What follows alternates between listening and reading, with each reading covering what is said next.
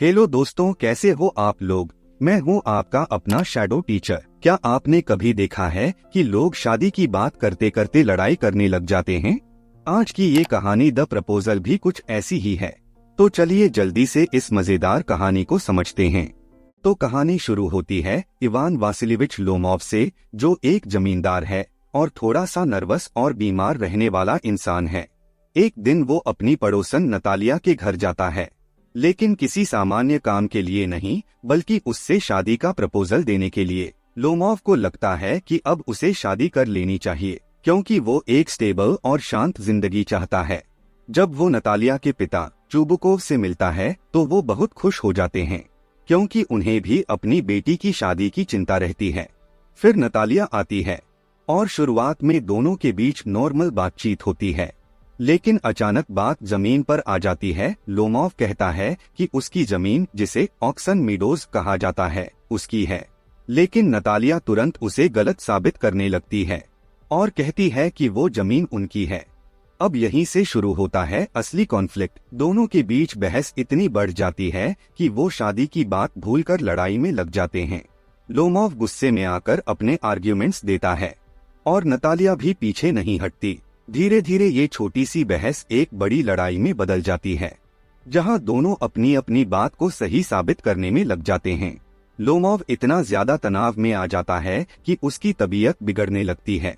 उसे चक्कर आने लगते हैं और वो खुद को संभाल नहीं पाता। और इसी पॉइंट पर कहानी एक अजीब मोड़ लेती है, जहां शादी का प्रपोजल पूरी तरह से पीछे छूट जाता है और लड़ाई सबसे आगे आ जाती है। अब जब लोमोव की तबीयत बिगड़ने लगती है तो वो खुद को संभाल नहीं पाता और गुस्से में वहां से जाने लगता है। इसी दौरान चुबुकोव को अचानक याद आता है कि लोमोव तो शादी का प्रपोजल लेकर आया था। वो तुरंत नतालिया को बताता है कि लोमोव उसी से शादी करने आया था। ये सुनकर नतालिया हैरान रह जाती है और घबरा जाती है। अब जो अभी तक वो उससे लड़ रही थी, वही नतालिया उसे वापस बुलाने के लिए कहती है। चुबुकोव जल्दी से लोमोव को वापस लेकर आता है और फिर से दोनों को बैठाकर बात शुरू करवाता है।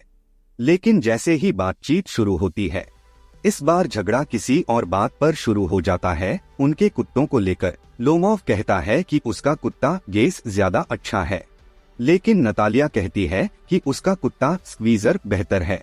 अब फिर से वही होता है, छोटी सी बात एक बड़ी बहस में बदल जाती है। दोनों अपने अपने कुत्तों को बेहतर साबित करने में लग जाते हैं और शादी की बात फिर से पीछे छूट जाती है।